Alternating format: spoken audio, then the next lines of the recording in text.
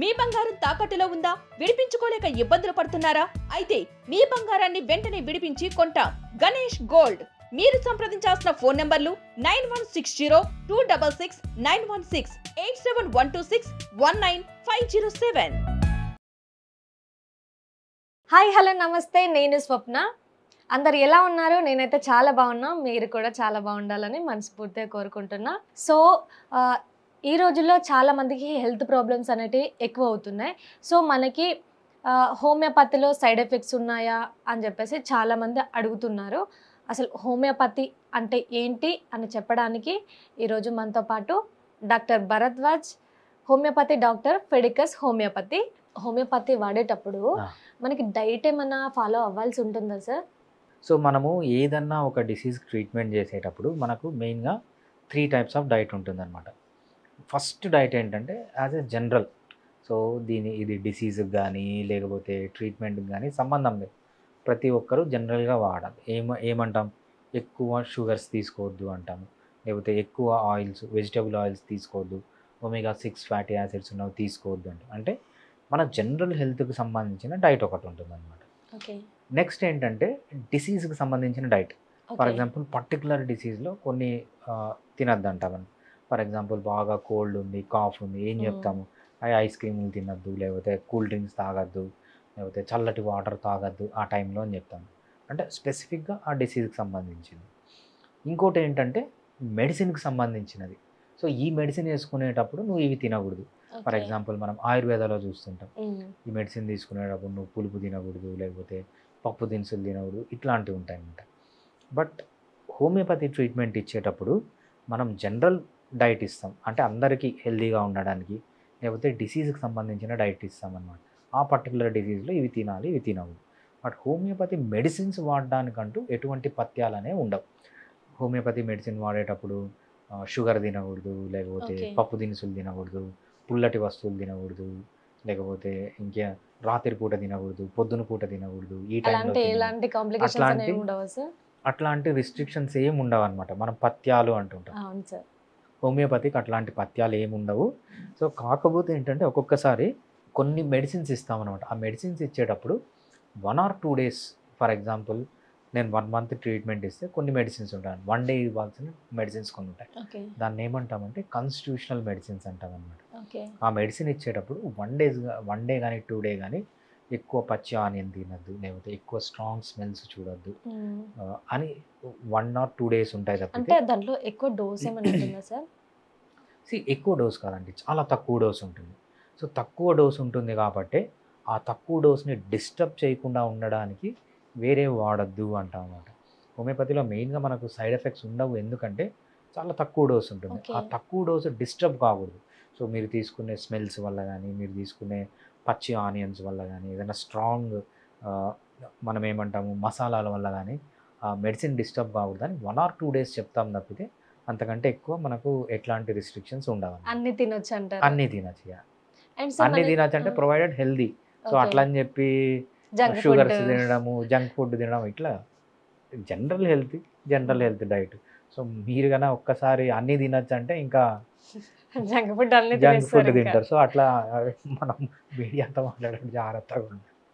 So healthy diet ఏదన్నా తీసుకోవచ్చు.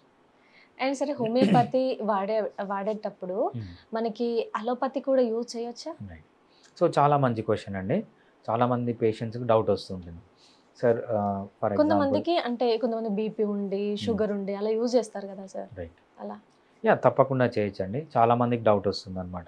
Sir నేను బీపీకి, షుగర్కి మెడిసిన్స్ వాడుతున్నాను, ఇప్పుడు హోమియోపతి మెడిసిన్స్ వాడితే దానికి ఏమన్నా ప్రాబ్లం వస్తుందా? ఏమి ఉండదండి. హోమియోపతి అనేది మనకు ప్యూర్లీ నానో పార్టికల్స్ రూపంలో ఉంటుంది. అవన్నీ ఫిజియలాజికల్ డోసెస్లో ఉంటాయి కాబట్టి సో దానికి అలోపతి మెడిసిన్ కానీ, ఆయుర్వేదానికి కానీ, యునానికి కానీ, సిద్ధాకి కానీ ఏ మెడిసిన్ అయినా మీరు హోమియోపతితో వాడుకోవచ్చు. చాలామందికి వచ్చే డౌట్ ఏంటంటే దీర్ఘకాలిక రోగాలు, బీపీ, షుగర్కి, వీటికి అన్నిటికీ రెగ్యులర్గా మెడిసిన్ వాడుతూ ఉంటాము, దాంతోపాటు హోమియోపతి మెడిసిన్ వాడచ్చా? తప్పకుండా వాడచ్చు.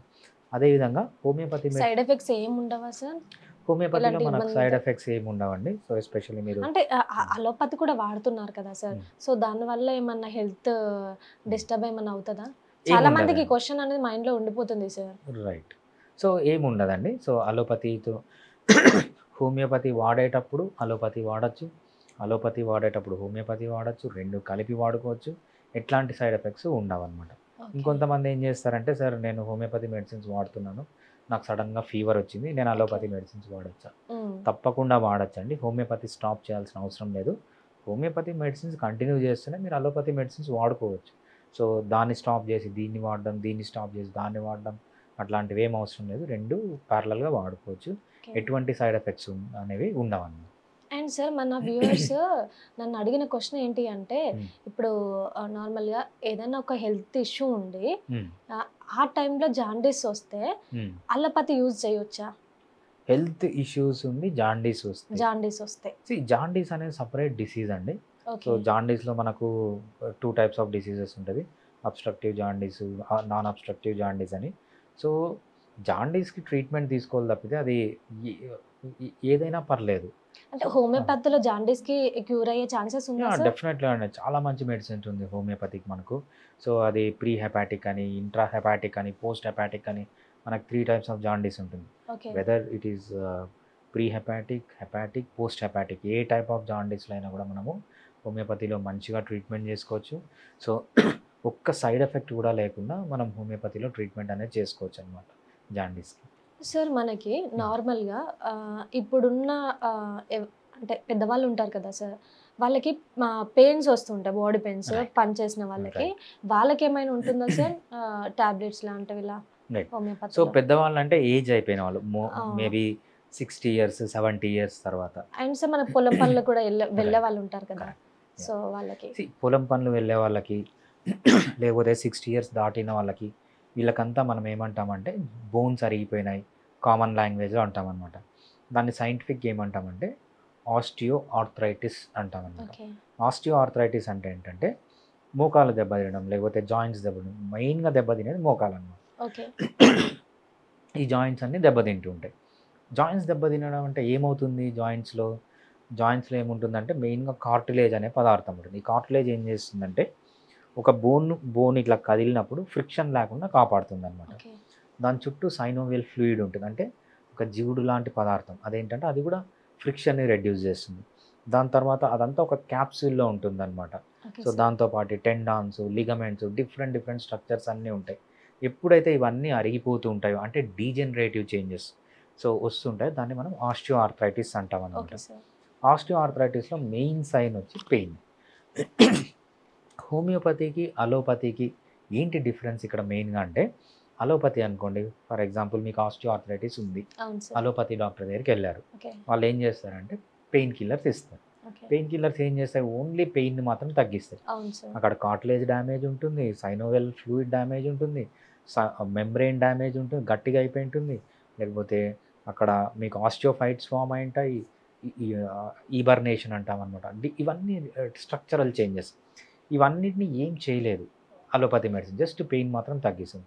బట్ హోమియోపతి అలా కాదు, మీకు పెయిన్ తగ్గించడంతో పాటు ఏవైతే డ్యామేజ్ జరిగిందో, కార్టిలేజ్కి డ్యామేజ్ కానీ, లేకపోతే సైనోవెల్ ఫ్లూయిడ్కి డ్యామేజ్ కానీ, క్యాప్సూల్ డ్యామేజ్ కానీ, లేకపోతే ఈబర్నేషన్ కానీ, ఒక్కొక్కసారి మనకు సిస్ట్ ఫామ్ అవుతుంది, సబ్ కాంట్రల్ సిస్ట్ అంటాం అనమాట, ఆ సిస్ట్లు ఫామ్ కావడం కానీ, సో ఏది చేసినా మనం కొంతవరకు రికవర్ చేసుకోవచ్చు.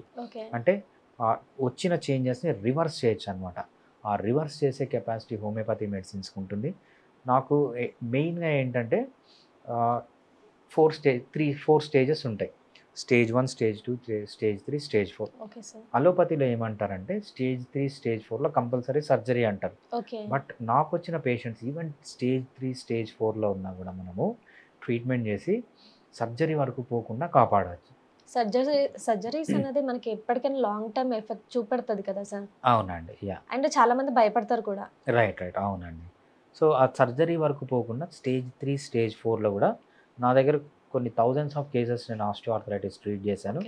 స్టేజ్ 3, స్టేజ్ 4లో ఉన్న వాళ్ళు చాలా రేర్ అనమాట సర్జరీకి వెళ్ళడం. సో అంత ఎఫెక్టివ్గా హోమియోపతి పనిచేస్తుంది. సో ఆ ఏజ్లో వాళ్ళకి ఏం కావాలి, రిలీఫ్ కావాలి. సో రిలీఫ్ అయ్యి లైట్గా రీజనరేట్ చేసి మనం వాళ్ళని సర్జరీ వరకు పోకుండా కాపాడుకుంటూ హోమియోపతిలో చాలామందికి అలా సక్సెస్ చేయొచ్చు అన్నమాట. అండ్ సార్ మా యూత్లో కూడా ఎక్కువవరకు మనకి హ్యాండ్స్ ఉంటాయి కదా సార్, ఫింగర్స్ ఇక్కడ అలా పెయిన్స్ వస్తున్నాయి, ఎందుకు వస్తున్నాయి సార్? అంటే అదేమన్నా లోపం అంటారా? దాన్ని రైట్. ఎలా సో తగ్గించుకోవచ్చు అంటారు? సో ఈ కాలం యూత్కి లేని డిసీజెస్ అంటూ లేవండి.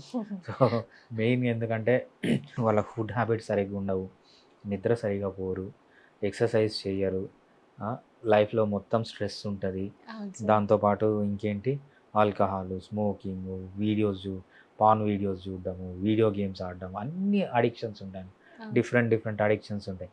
వీటి వల్ల అంతా ఏమవుతుందంటే ఫాస్ట్గా ఏజ్ అయిపోతూ ఉంటారు. అవును సో సార్. 60 ఏళ్ళకి 80 ఏళ్ళకి రావాల్సిన చేంజెస్ మనం 20 ఇయర్స్కి 30 ఇయర్స్కే చూస్తున్నాం. మా దగ్గరికి వచ్చే ఆస్టియో ఆర్థరైటిస్ అనేది, సో లేకపోతే లంబార్ స్పాండిలోసిస్ కానీ, సర్వైకల్ స్పాండిలోసిస్ కానీ, లంబార్ స్పాండిలోసిస్ కానీ నార్మల్గా 60 ఇయర్స్ తర్వాత 70 ఇయర్స్ తర్వాత చూసేవాళ్ళం అనమాట. ఇప్పుడు ఏంటంటే ఈ జనరేషన్లో 20 ఇయర్స్ 22 ఇయర్స్ వాళ్ళకు కూడా చాలామందికి అవును ఈ సార్. లంబార్ 10th క్లాస్ పిల్లలు కూడా అలానే రైట్ వస్తున్నాయి right sir. Right right so ఇవంతా ఏంటంటే లైఫ్ స్టైల్, మెయిన్గా లైఫ్ స్టైల్ ప్రాబ్లమ్స్ అనమాట. లైఫ్ స్టైల్ ఓకే కనుక సార్. కరెక్ట్గా పెట్టుకుంటే ఇవన్నీ రాకుండా ఉంటాయి. దాని నేమ్ ఏమంటారు సార్ పర్టికులర్‌గా? ఇప్పుడు మన Hmm. వర్క్ దగ్గర కూడా చేసే వాళ్ళ దగ్గర కూడా Hmm. చూస్తున్నాను నేను. Hmm. అలా పెయిన్స్ వస్తున్నాయి అంటున్నారు. అంటే Right. దాన్ని ఎలా తగ్గించుకోవాలంటారు? నార్మల్‌గా పర్సనల్‌గా ఏదైనా టిప్ చెప్తారా? సింపుల్ అండి, మంచి డైట్ తీసుకోవాలి. సో యూత్లో అంటున్నారు కాబట్టి రెగ్యులర్గా ఎక్సర్సైజ్ చేయాలి. సో డైట్ అంటే మెయిన్గా కార్బోహైడ్రేట్ తగ్గియాలి డైట్లో. కార్బోహైడ్రేట్ అంటే రైస్ తగ్గించడము, జొన్నలు ఏవైతే మనం సీరియల్స్ మిల్లెట్స్ అంటామో ఆ సీరియల్స్ మిల్లెట్స్ తగ్గించడం, ఫ్రూట్స్ తగ్గించడం.